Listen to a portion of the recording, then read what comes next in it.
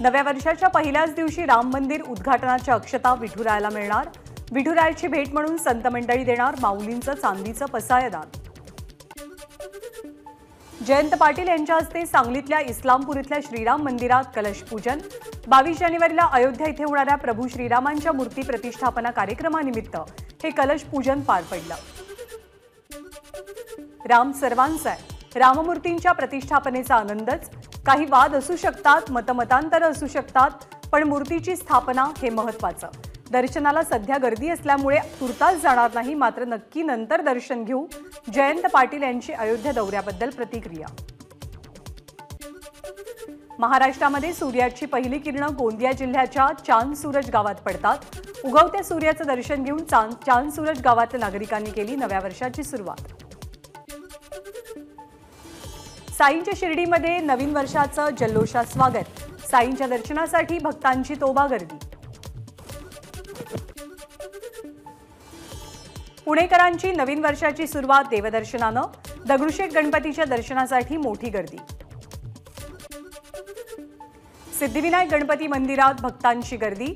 सिद्धिविनायकाच्या आरतीनं नव्या वर्षाची सुरुवात। देवदर्शनासाठी लाखो भक्त शेगावमध्ये। संत गजानन महाराज मंदिर भाविकांसाठी रात्रभर खुलं। जवळपास 1.5 लाख भाविकांना मंदिर प्रशासनाकडून महाप्रसादाची सोय। नवीन वर्षानिमित्त आळंदीमध्ये भक्तांची गर्दी। ज्ञानेश्वर माऊलींचं दर्शन घेऊन नव्या वर्षाची सुरुवात। नव्या वर्षाच्या स्वागतासाठी अहमदनगरच्या शनी शिंगणापूरमध्ये भाविकांची गर्दी। शनीला तैलाभिषेक करत हजारो भाविकांनी घेतलं दर्शन। नाशिकच्या सप्तशृंग गडावरती भाविकांची गर्दी। आदिमायेचं दर्शन घेत नव्या वर्षाची सुरुवात। पहाटेपासून देवीच्या दर्शनासाठी भक्तांच्या रांगा।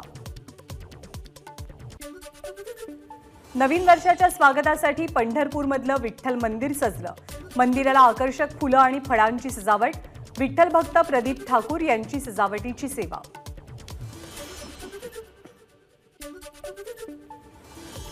नंदुरबारमध्ये नव्या वर्षाचं अनोख्या पद्धतीनं स्वागत। श्रीमती हिगो शॉप विद्यालयाच्या शेकडो विद्यार्थ्यांनी केले सामूहिक सूर्यनमस्कार।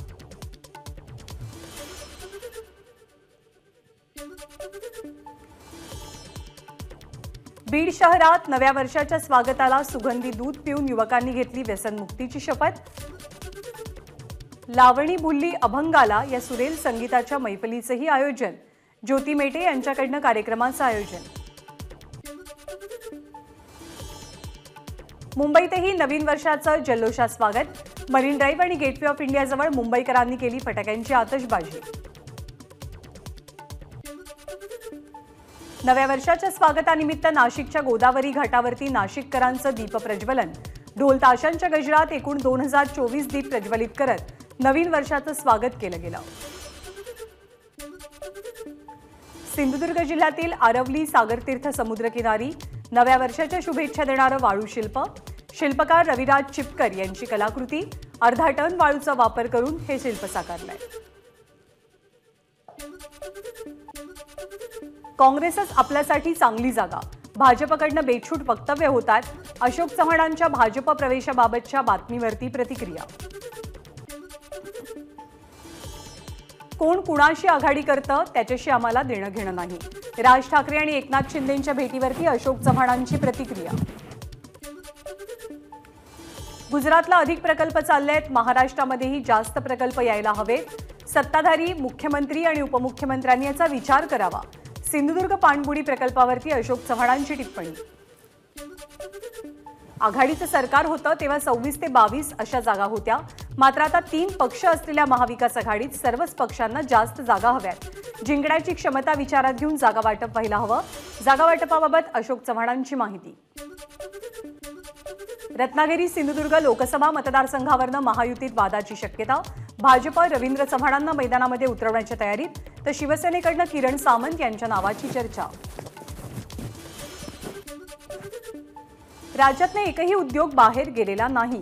निवडणुकीच्या तोंडावर काही मुद्दे नाहीत म्हणून असे मुद्दे बाहेर काढले जात आहेत। पाणबुडी प्रकल्पावरती अजित पवारांचं स्पष्टीकरण। केंद्र सरकारला आमच्या हक्काचं हिसकावून देऊ नका हे सांगण्याची हिम्मत सरकारमध्ये नाही अमोल कोल्हेंची पाणबुडी प्रकल्पावरनं सरकारवर टीका.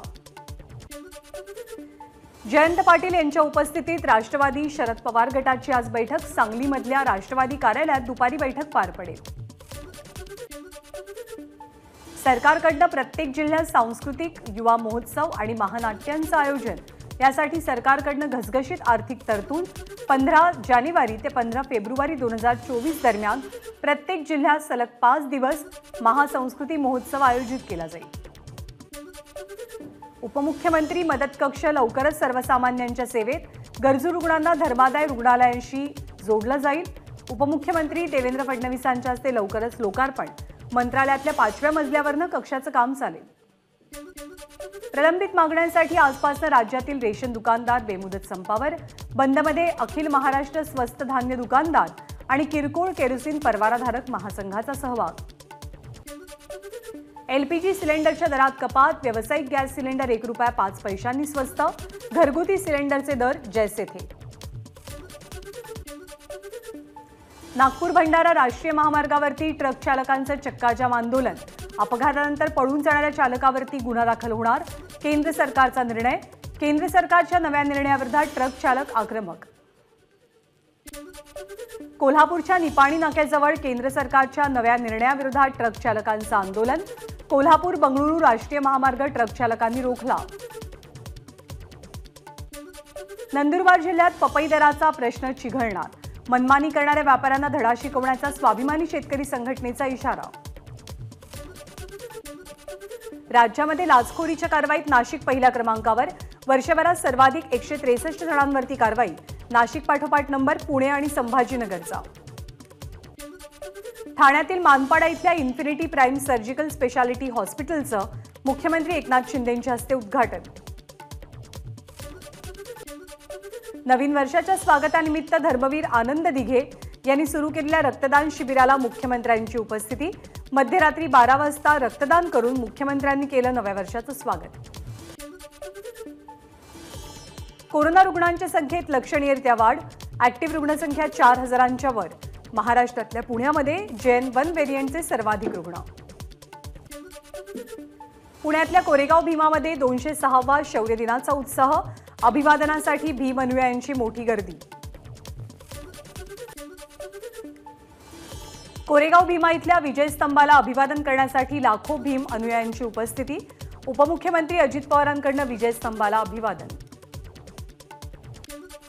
वंचित बहुजन आघाडीचे प्रमुख प्रकाश आंबेडकरांकडून विजयस्तंभाला अभिवादन. राज्याचे क्रीडा मंत्री संजय बनसोडे, अजित पवार गटाचे आमदार अमोल मिटकरी यांची उपस्थिती.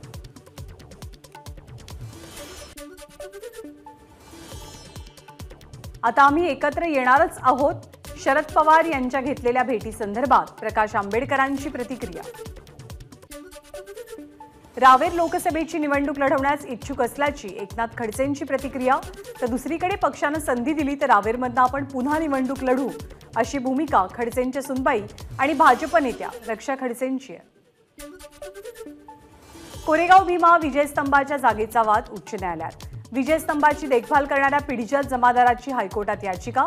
जागा रिकामी करण्यासाठी प्रशासनानं पाठवलेल्या नोटिशीला आव्हान दिलं गेलंय. नाशिकच्या गुन्हेगारीला आळा बसवण्यासाठी पोलीस आयुक्त संदीप कर्णिक ऍक्शन मोडवर. गंगापूर रोड, कॉलेज रोड परिसरात अनेक वाहनांची कर्णिक यांच्याकडनं तपासणी. नंदुरबार पोलिसांकडनं बेघर नागरिकांना उबदार कपड्यांचं वाटप. पोलीस अधीक्षक PR पाटील यांनी बेघरांना केली मदत.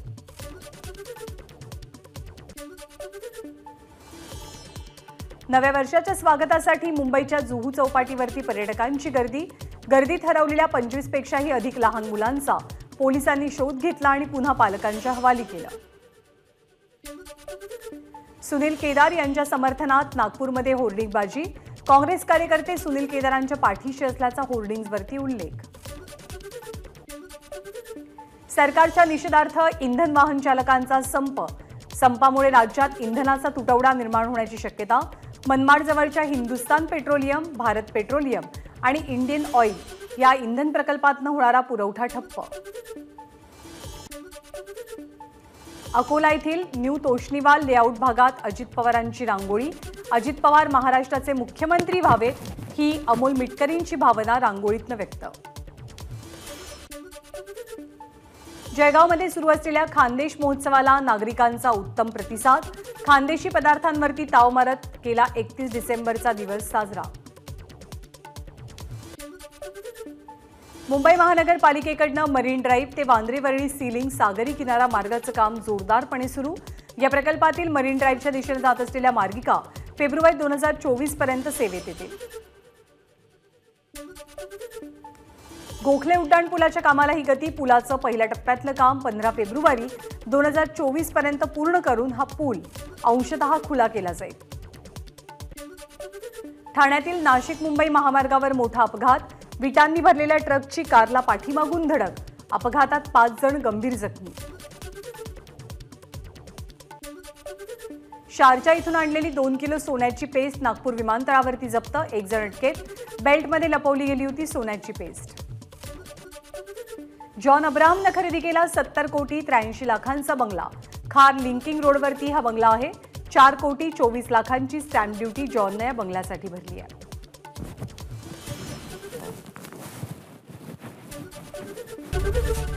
एबीपी माझा, उघडा डोळे बघा नीट.